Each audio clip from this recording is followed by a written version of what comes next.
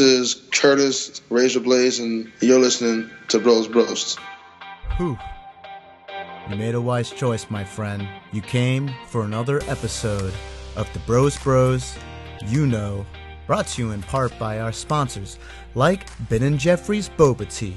Do you like Boba Tea? Or have an Asian friend? Well, head on over to Ben & Jeffrey's for the freshest tea and the finest boba. Coming to a farmer's market near you, but mainly just in Dallas, Texas. You hear that? That's the sound of audio bliss, crawling deep down inside your ear hole, reminding you to be a gentleman and a scholar, and at all times, to be civil. I am your host, Viet. We have an exciting episode for you guys today. The bros are going to relive Super Bowl weekend. We're going to give you our insights on UFC Houston. But first, we're going to be joined by UFC heavyweight Curtis Razor Blaydes, who is coming off one of the most impressive victories of his young career. And we are so excited that he could come join us. How's it going, Curtis? We're glad that you could stop by and chat with us. No problem. Hey, Curtis, first of all, I got to congratulate you on an absolutely impressive win last Saturday. That was awesome, man. Thank you. I appreciate it. Adam Milstead was a very game opponent. You were very gracious and humble in victory. What's next for you? Well, who would you like to have next? I don't know, because I let my that's why I moved down to this gym, was in order to have coaches and like a staff behind me to help me make those types of decisions. So I'm just gonna listen to whoever they want me to take, that's who I'll take, or better yet, whoever the UFC decides to give me, that's who I'll take. Because really, me giving you guys a name, it doesn't mean it's gonna happen. It's just me dropping names. So I kind of never really been my thing. Fair enough. Now, you started mixed martial arts back in 2012. You made your UFC debut after fighting professionally for 22 months. Now, I think a lot of people can relate to the rush and excitement of competition, but it is one step further than most people are willing to go when you decide to fight for a living. You have a wrestling background, so you're no stranger to combat sports, but what got you into professional mixed martial arts? Like you said, in 2012, I won JUCO Nationals for wrestling at Harper in February of that year. And after that, I basically stopped. There's no reason to go to practice, so I stopped working out, and then June hit, and we left school, and I came back to Chicago, and I just started eating. I was at home eating at my mom's house, and I got big. I just didn't like how my body was looking. I missed going to practice, sweating every day. That's what I've been doing for at that time, 8 years. So a buddy of mine from high school, he'd always been involved in MMA since he was a little kid. Him and his dad, they kept hitting me up. Come try out our boxing gym. Don't give it a chance. Don't give it a shot. And I was I kept saying no. And then one day I was bored. I just went up there, gave me a pair of gloves, and we started practicing. And then a month after that, I had a fight. It was we got you an amateur heavyweight fight. And wow. I didn't really feel that confident, but they were. So I was well, they won't put me in there. They don't believe I can win the fight. So I took it, and I won pretty easily, and just decided to keep on doing it. You don't mess around once you get inside the cage. All of your wins have been by TKO. You already brought it up. You were the 2012 NJCAA national champion in wrestling. Back in 2009, you were the Illinois state champion in wrestling. And boy, was that wrestling on display Saturday night. I know that Houston crowd loved it. We were there to see you live. It was awesome. Now, you have one of the best fitting nicknames in the UFC, or in sports in general, Curtis Razor Blaydes. But after a performance like that one, may we suggest maybe sprinkling in a little Suplex City in there? I'd have to do it a lot. I have to be like my thing. And who knows if I get the opportunity, if I get behind a guy, yeah, I'm always looking to go for the suplex because it's really easy. It doesn't really take a lot of energy, and it's a pretty demoralizing move. But I think I'll stick with Razor. It just flows off the tongue easier. Oh man, it's so perfect. It's so perfect. We're just going by fight metric, and I really can't believe this, but they credited you for 8 successful takedowns in that fight. Now that fight lasted less than 6 minutes, but I mean, I felt like you at least got into the double digits. Like it just felt like there were a couple of times where you would take them down, get back up, you take them back down. It was like just you strung them together, and if that wasn't enough, you also landed 72 strikes. I mean, that was just a really lopsided victory. Now, let's talk about your training a little bit. Now, you talked about how you got into the sport. I know right now you are currently fighting up there with the guys at Team Elevation. Yeah. Is that correct?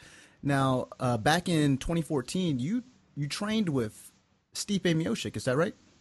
Yeah. I helped him get ready for the Gabriel Gonzaga fight. Well, that had been such an awesome experience to get a fight with him. Now, of course, at the time, he wasn't the champion.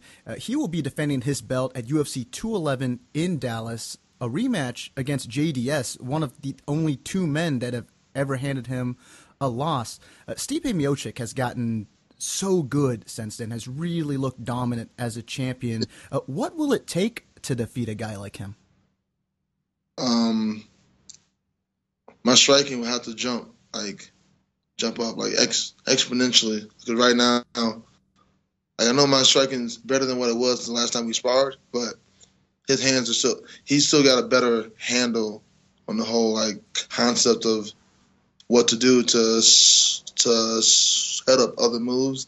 And me, right now, I'm still looking just for takedowns. I'm just looking how to get inside. If he knows I'm just a one-trick pony, it makes me easier to beat. So I need more tricks in my sleeve. Yeah. I mean, we just mentioned you trained with Stipe. You trained with Verdum for a bit. You were down there with the guys at Kings MMA. So you've gotten to train with some of the top guys in your division. So does that make you feel more confident being able to having already stepped in and I mean, sparring isn't the same as a real fight, but kind of getting a feel for these guys, does that make you feel more confident about your chances about actually taking on some of these top level guys? Yeah, maybe not more confident, but it gives me I know what the bar is. I know where I have to go. I know how much better I need to be in order to really hang with them. Because at the time when I sparred with Stipe, I was vastly overmatched, and the same with Verdum, on our feet. If it was a wrestling match, yeah, I can hang with both of them. I could probably beat Verdum in wrestling, but it ain't wrestling. It's a fight. And he knows I'm better at wrestling, so again, I can't go into that fight as a one-trick pony. But yeah, I just know I have to get better. I have to be more confident. I can't be going into the fight first round, have to get a takedown. I have to be comfortable with just maybe not getting a takedown for one whole round and then going in the second round, the third round. Now, you are currently training under Cody Donovan, and yes. you also trained a bit with Dwayne Ludwig up there with, like I said, the guys at Team Elevation. What has that experience been like? Going to Dwayne's is great. I used to hate going to striking classes. He makes it fun. I enjoy going to striking class at Dwayne Ludwig's his school, and he's just he knows so much. His head is just filled with endless combinations. I know all of them. They don't always apply to me, but he's good enough that he knows how to adapt his combos for a bigger guy like me and make them more applicable to my game. So going to Dwayne's that's going to be the really deciding factor. I feel like that's why when people keep asking me what's next, all I'm focused on is getting better, going to Ludwig's every day. That's all I'm really worried about. Now, if you are a fan of the fight game, you know the fight game, then you are no stranger to Dwayne Ludwig. For the other, maybe more casual fans, he kind of got thrown into the spotlight when they had the big controversy with TJ Dillashaw coming over from Team Alpha Male, leaving them and now joining Team Elevation. I just got to ask, have you had a chance to speak with the former bantamweight champion TJ Dillashaw? Yeah, I talk to TJ a lot. He's at the gym. He's at Muscle Farm. He's at Dwayne's every day. Well, not every day, but he's there a lot. He's giving me a few tips, a few pointers. I mean, he's a bantamweight, so we see things a little differently. Yeah, you're like a foot and a half taller than him. But now, I feel like he's gotten a bad rep. He seems like he's a soft-spoken guy, and then when he left Team Alpha Male, Uriah Faber and some of those guys over there kind of threw some shade on him. Having met the man and spoken with him, what's TJ like in person? I think he's a really nice guy. He's fun to be around. I enjoy hanging out with him. I enjoy going. He's one of the reasons I enjoy going to class. I'm like, I get to hang out with TJ Dillashaw. Like, that's awesome. I don't have anything bad to say about him. That's good to hear. And of course, he is himself trying to vie for that title shot. He's angling for a fight with Cody Garbrandt, which it has a story built into itself. The UFC would barely have to even sell that one. So best of luck to him. I want to get back to that fight that you had on Saturday real quick. Now, like I said, you were very humble in victory. You did not like the way that it ended. You said that you didn't want the guy to lose because he got injured, that you could relate to that because your fight with Francis also got called because of an injury, and you kind of felt like you could relate to him like that. Yeah, that's really what it was. Like, I immediately had a flashback, and I get it. Like, everyone's getting angry at his the coaches he brought with him, but I kind of get it. As a fighter, I didn't want them to stop my fight, even though maybe in hindsight, from like a medical perspective, it probably was the right thing to do. But at the time, I didn't care. I wanted to go back out there and just get that last round. So I get where he was at. Knees are a little different, and they take a lot longer to recover from. So maybe that's what should have been the deciding factor. But as a fighter in the cage with all that adrenaline going and emotions, like, I totally get it why he wanted to go back out there. You brought up Francis, not exactly calling him out as like that's what you want for your next fight. Like you said, you'd take anybody that the UFC or your management suggests that you fight. You're not necessarily calling anybody out, but that is a fight that you have suggested or said that you would like to run that one back. You guys fought last April, UFC Fight Night 86. Since then, you guys have both been on a tear. He has recently just got off of an impressive victory over longtime mixed martial arts veteran Andrei Arlovsky.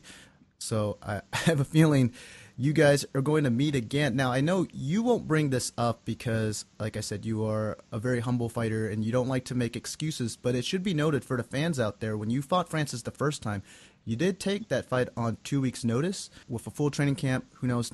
If you did have to fight him again, what would you work on and what would you need to develop to be able to defeat him the second time around? Well, the thing with him is I kind of already have an idea. I had to work on my jiu-jitsu. I know I can get the takedown because he likes the pressure. He gives his hips when he pressures like that. That's his style. It works for him.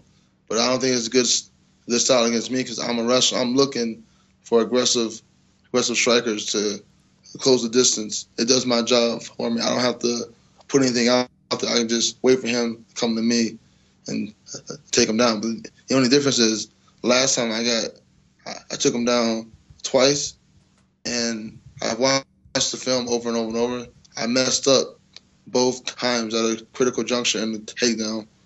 I was in side mount, and I went to pass the smash pass, but I didn't get an underhook.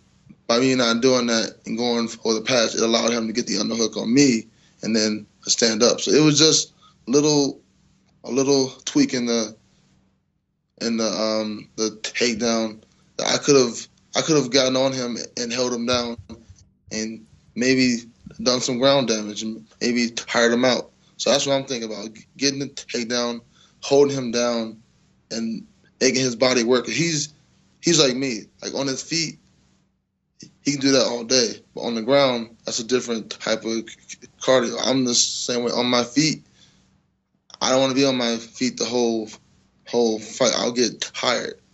But on the ground, I can be on the ground all day because I just built up the cardio to do that. So I want to bring him down to the mat, down to my world, and just that's my game plan. Hold him down, beat him up, win like that.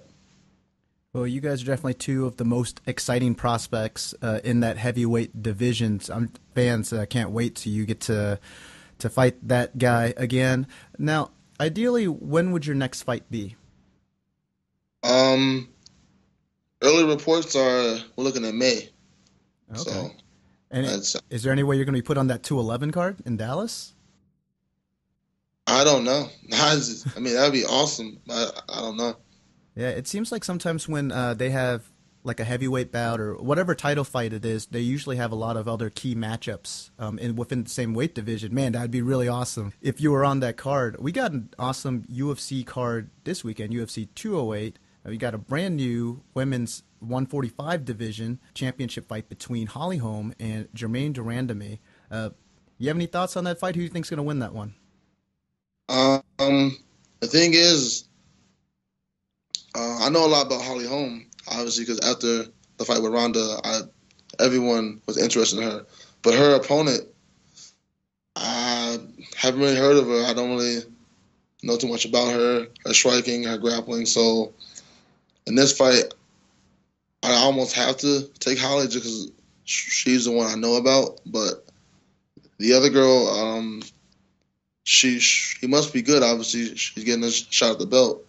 So that's one of those toss-up fights. I really don't know.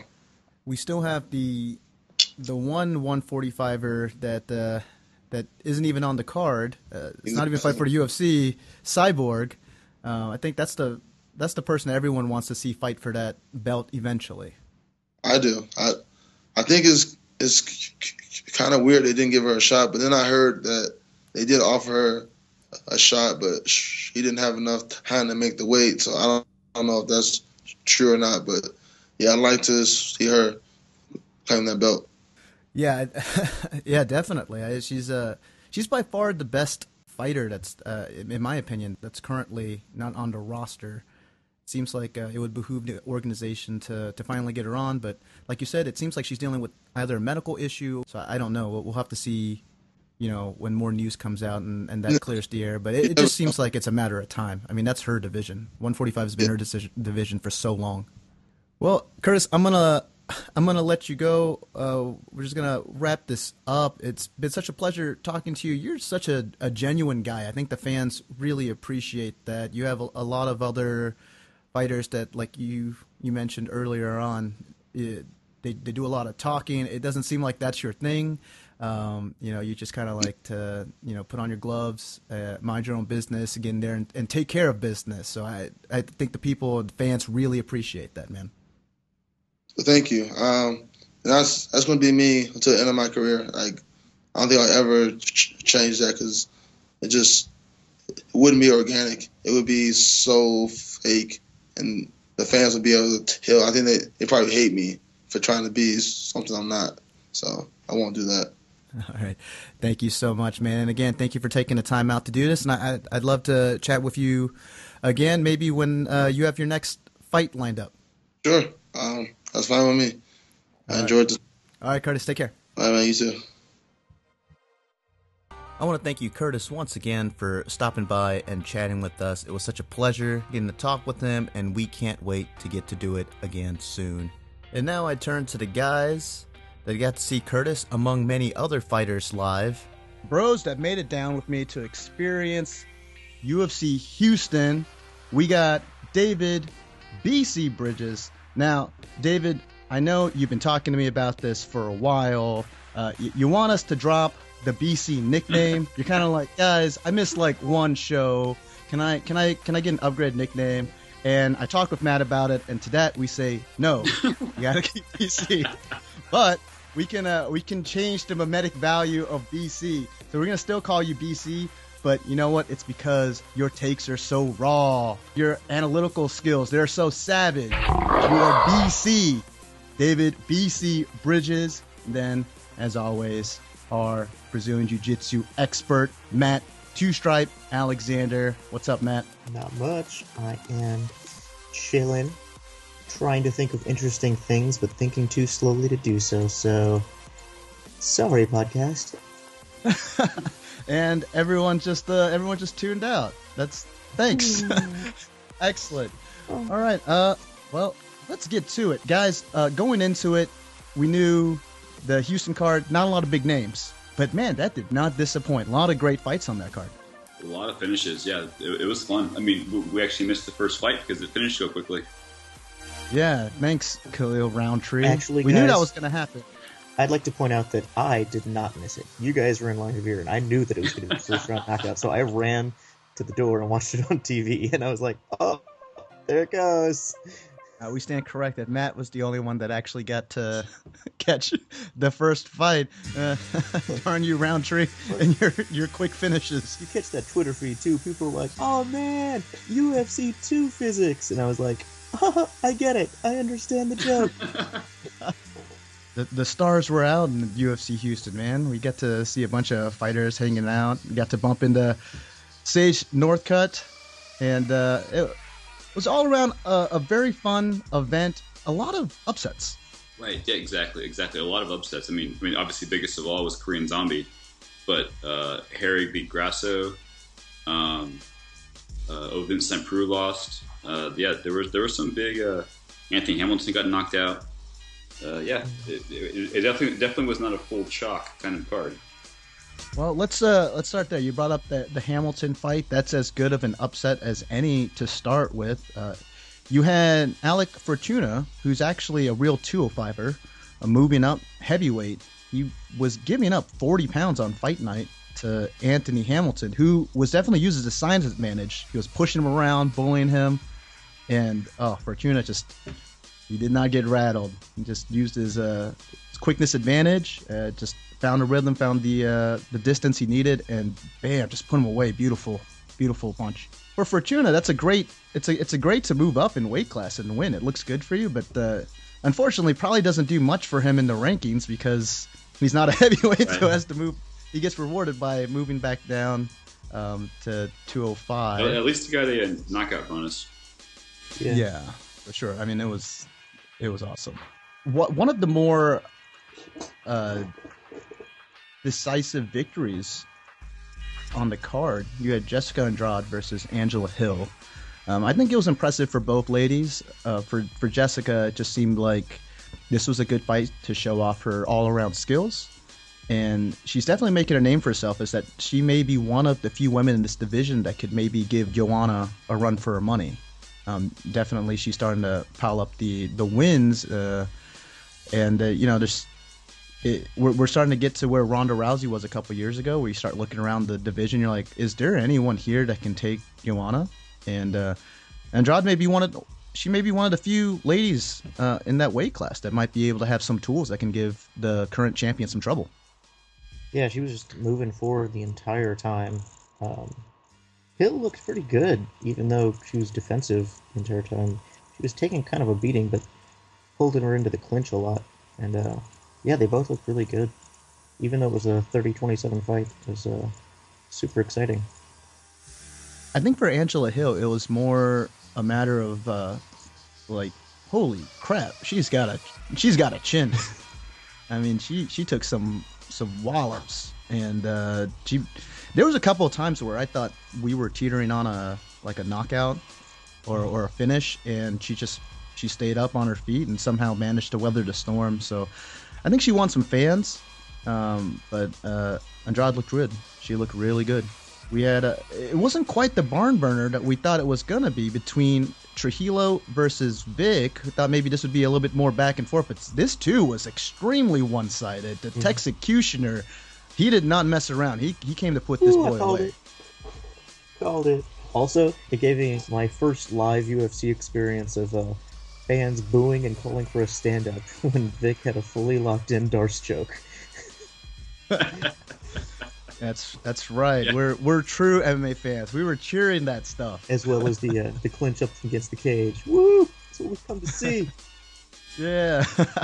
Butt knees. Butt knees. If I remember correctly, Vic almost choked him out in the second with the Darce, right? And then Yeah. he finally locked it in. He had it for like Yeah. 2 minutes. Right. One of the bigger surprises on the card, you had OSP versus Volkan Ozdemir, and we were talking about it before the fight began. It was kind of like, man, I know OSP isn't coming out. He's coming off a pretty bad loss, but he's still a top 10 guy. Volkan, I mean, unranked guy coming over from Bellator. I mean, this just seems like a setup fight for OSP. Volkan had other plans.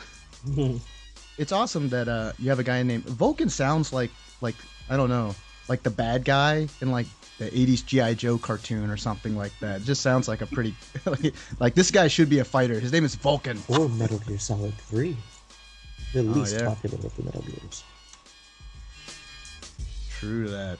And then Curtis Razor Blaydes, his fight with Milstead, it could be described as Suplex City. Officially, he on the card he was given 8 official takedowns. In person, it looked like at least double that. Yeah, it seemed to be every 10 seconds he was picking up his opponent and just slamming him to the mat. Having over and over and over again. He was behind him. He never lost that tight waist grip from behind. It was just like, suplex, suplex. And we're like, another one! Butt knees! Go! Butt knees. Oh, man. Those are deadly butt knees. He was, very gracious in victory. Was disappointed that it was called on account of the knee injury, as opposed to... I mean, it's like, yeah, but you caused it by tossing him around. But still, I guess, still pretty cool that he was like, I would have... really won it without the injury, and it looked like the two tweeted out at each other, Milstead congratulating Blaydes. So good show of sportsmanship between the two men. We hope Milstead a speedy recovery.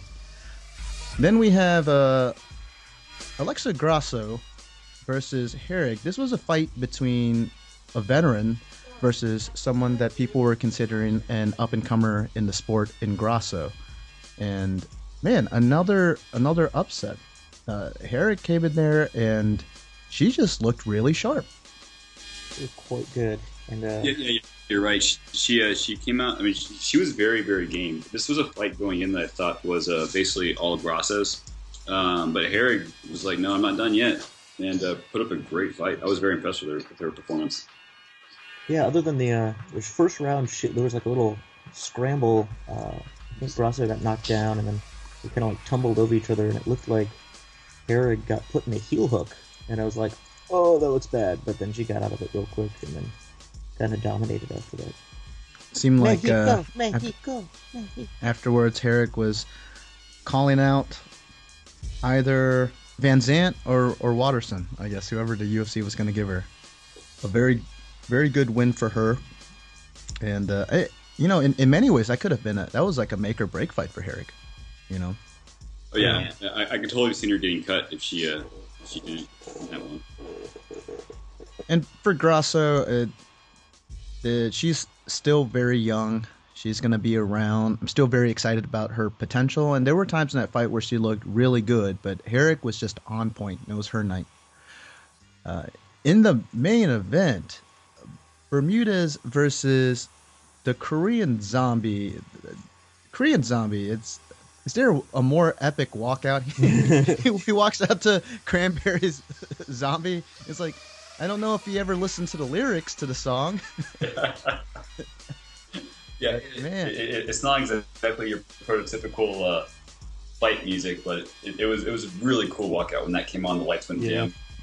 A couple years away from the sport, the fans missed them. The place went crazy when Korean Zombie came out. A lot of Korean flags, and pretty much everybody was cheering for him, even though I guess where's Bermudez from? Anyway, he was definitely a favorite, but everybody was definitely cheering for what's his face, for Korean Zombie, and then that was I know you were you were upset, man. You were rooting for Bermudez because you really like his cooking show. My boy, he's like the menace. It's awesome, and you know, I know he's gonna take the loss. It's kind of rough, but he can always fall back on his lemon juice drinking career. World record holder. Boom. Yeah, you just got to find something so obscure that nobody ever thought about doing it, and then you do it, and you got the world record in it. Korean Zombie looked good. Yeah, they looked good. It's pretty even for the first minute. Bermudez may have landed a couple more, but he was striking from Zombie was striking from all angles, and then Bermudez sitting there like, I've got the power, and he's like, hey, this is uppercut. That's it. Yep. Perfect. Yeah, kind of got to sort of run up towards the Octagon after the main event and give him a high five. He and his team were definitely celebrating with the fans. I think most of us, just because of quote unquote ring rust, we thought maybe Bermudez was going to have this one. Was rooting for Korean Zombie, but he looked good, and it's great to have him back. Where do you see Korean Zombie in the division now, David? And who would you like to see him matched up with next? Well, so let's see. He Bermudez, I believe, is ranked number 9 or was ranked number 9 going into this fight. So he just beat a top 5 guy, and he beat him in very convincing fashion. I think those 3 years off definitely. I think in Zombie's case, I think they helped. I think he's able to rest up, and not get punched in the face too often, because he's had a lot of that throughout his career. But going forward, I think honestly anyone in the top 5, I would love to see him fight. Ricardo Lamas? Oh, Lamas would be great. Yeah, that's a good idea. Eventually, Holloway would be a great matchup because they're, because stylistically they're just both so much fun to watch. But I don't think that's in the cards right now. No, Holloway's definitely earned the next title shot, and all he does is win. So I think Korean Zombie would have to string together a couple victories before we can start talking about that. But yeah, that'd be a hell of a fight with Korean Zombie. I think you're right, David. The time off it probably did help him just in terms of getting his body to heal up. We heard going into the Aldo fight, and it's not like he brought this up or was making it like, oh, this is my excuse for why I lost.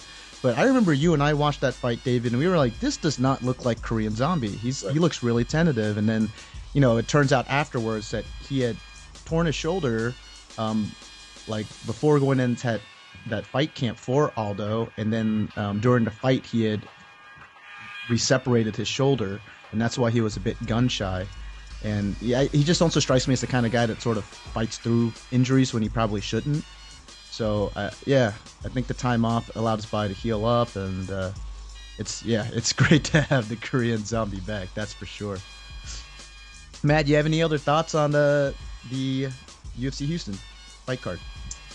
What else? The fights? No, it was a lot of fun. Shaq was there. He got choked out by women's bantamweight champion, and Kelvin Gastelum's nutritionist was there too. Guy Fieri. Guy Fieri. Yeah, it was cool. Yeah, we got to see. If you're listening to this and you're an MMA fan, this will mean nothing to you. But the general manager of the Houston Rockets was there. Daryl Morey came by, said hey. So definitely a lot of. I saw a lot of UFC fighters there. Saw Anthony Johnson, who looked like he's always has like sort of always mean mugging people. Yeah. We're like, hey Rumble, what's up? And he's like, who the hell are you? And we're like, also Chaz Skelly is really tall and skinny fat. Yeah, that's true. Yeah. It was a fun experience all around. Definitely cool. And then and we're not gonna really get into the Super Bowl here, but just quick thoughts, guys.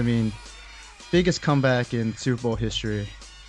Yeah, when New England converted their first 2-point conversion to make it 28-20. At that point, you just knew Tom Brady was not losing that game. But that was over. Oh, it's glorious. Yeah, to me, it was when Julio Jones made that epic catch down the sideline to put him in field goal range, and Matt Ryan took the 30-yard sack. I was like, well, there goes the dream. It's so weird because it's like at that point it was still a 16-point lead, and everyone's like, oh yeah, you're probably gonna lose this. They could have knelt it twice and then kicked field goal, and the game. Yep, and the game would have been over. Or at least I don't know. I was caught up. It was just craziness. Also, I was looking at Twitter half the time because the commercials were funny, and Verizon's response to T-Mobile was funny. Honestly, it just seemed like the social media responses were better than the commercials themselves. David, I think you were pointing it out, but a lot of somber commercials. Yeah, there wasn't much comedy in the commercials this year, which is usually what I'm going for if I'm drinking beer and eating nachos. I don't want to be hitting the feels. Oh, my feels! I got the feels when I saw Christopher Walken and JT. Bye. That one was good. That one was really good. All right, that concludes this episode. We want to thank you, Curtis, again for coming on the show. Can't wait to talk to you again, bro. Please subscribe for the latest and greatest in BBYK. And until next time, we are the Bros, you knows.